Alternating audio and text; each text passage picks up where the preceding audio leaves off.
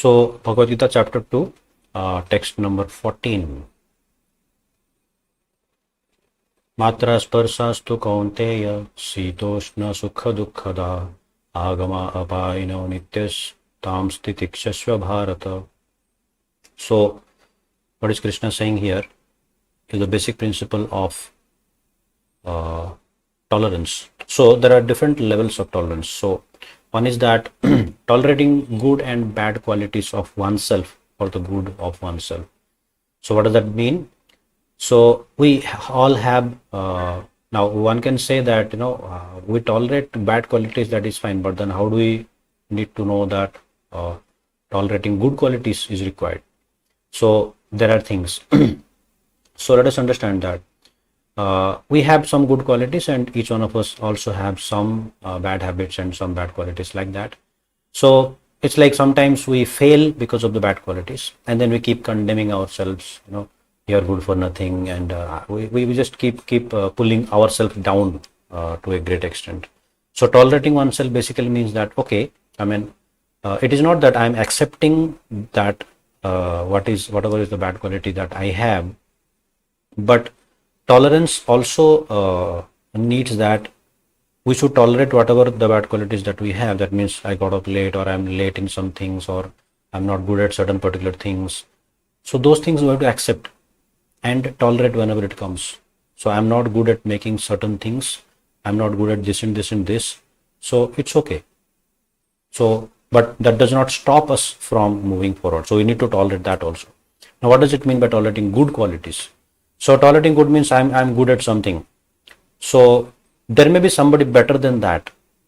So there is always a comparison that peeps in within us, that saying, I'm better than that person. Why I'm not getting that chance to do, and then somebody else is getting that chance to do. So we'll also have to tolerate that if somebody else is getting a chance.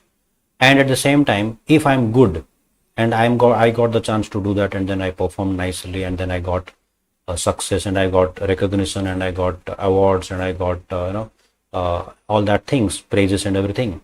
So when that comes, tolerating that also is required, because otherwise it gets into the head. We start swimming in the air. We start walking, as they say, 1 foot beyond the ground. So that's what it means by tolerating one's own good. That means we also have to stay grounded even with the good things that we are able to do. So that's what it means by having a humble disposition of ourselves. So that's what it means by tolerating good and bad of oneself. Now for what? For growing again. So tolerating others for good of oneself. So we also need to tolerate others' shortcomings, others' choices, opinions. So whether it is benefiting us or not. So if it is not benefiting, we keep it away from that. If it is benefiting, take it, accept it, implement it, and get benefited. So if it is not benefiting, stay away from that. So it's not that every opinion has to be considered. It's not that every opinion has to be taken. It is also that sometimes we have to take that opinion also in some situations, because otherwise that person may feel bad, and then we don't want to make that person feel bad. But it is not, again, at the cost of oneself. We may consider that to some extent, but not at the cost of oneself. So that's what it again means about tolerating others for good of oneself. Tolerating others for their good. Sometimes somebody may come and complain. Sometimes somebody comes and tells you some other thing about somebody else. So sometimes we will have to tolerate and not give a feedback, because at times if we start giving feedback to them, they may feel hurt about it. Or it has to be given in a specific time if they are ready to take it. If they're not ready to take it, then don't give it. So it's like tolerating others for their good. So many times we tolerate our children. They come and sit, and we're working, and then they come and sit on our lap, and then climb on our shoulders, and then do all kind of things with us. Make a mark on the pen on the face, and on our clothes, and on the walls, and everywhere. So for their good, because that tolerance is required, because otherwise they will be discouraged, right? But again, and not at the cost of us. at certain point we will have to understand that at how much cost I can bear for that, for their good. If it is actually getting too much, we should stop there. So tolerating situations, environment for good of oneself and others. So it is also required for us to tolerate oneself in the situations, tolerate others in certain situations, not give feedback, not get angry, not get tell all kinds of things and then suddenly blurt out something out of control. And sudden environment is there. I mean, you cannot do much about the environment. So the pollution is increasing, or so many things are happening in the environment. So that also we will have to tolerate. Can't help it. Now, if you have a choice, move to a different place. If you have a choice, grow something within your own garden or something. Something that can be done. Whatever is there within your choice.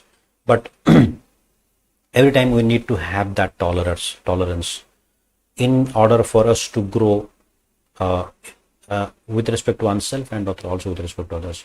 The basic principle remains the growth, again with compassion. What does that mean? When Krishna is telling Arjuna to tolerate, he is not telling Arjuna to tolerate like restraining, pulling out things. No, I have to tolerate. Not like that. So tolerate for a purpose of growth and also with compassion. Sometimes in the name of growth, we trample on others. Sometimes in the name of growth, we put others down. Sometimes in the name of growth, we pull others down in front of so many other people. So that is not compassion. So compassion means we need to grow. That is definitely there, but not at the cost of others also.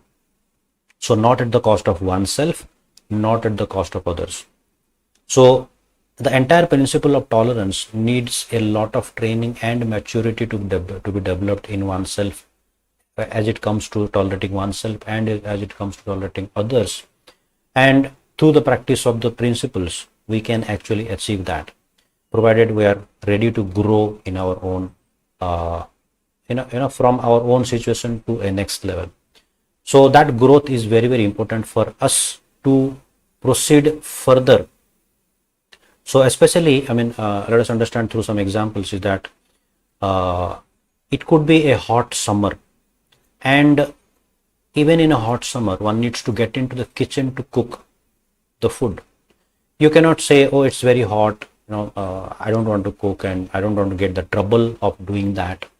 So we may think of things that in that line, okay, let's go out and eat, and then it's too hot to cook and all that. But one needs to do that. So once in a while it's okay, but it cannot be a regular thing. So there are certain aspects why we should not do certain things. That has got a lot of cultural aspects, especially about the food and a home culture. So we will discuss it in some other time. But then basically it cannot be, the principles cannot be compromised. So one needs to tolerate. So here Krishna is telling about tolerance of multiple things. So one needs to tolerate the heat and cold. And so all this thing that is arising, it is arising from where? Matra sparsa. It is coming from the sense perception. And Sita Ushna.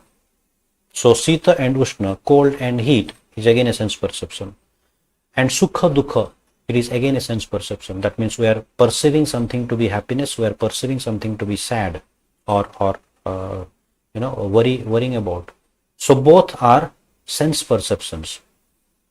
So these things will come and go. Agama, apayino, and nityas. It is a perpetual thing. Heat and cold are going to come and go. Happiness and distress are going to come and go. Insult and praise are going to come and go. All these things are going to come and go. But if we get shaken by every little small thing that is coming forth, if we are not able to tolerate the cold, we are not able to tolerate the heat. I'm not saying that tolerating cold means open your sweaters and jackets and then go sit in the middle of the cold thing. I'm telling, put on whatever that is required. You should not get sick because of that. One should not get sick because of the heat. One should not get sick because of the cold.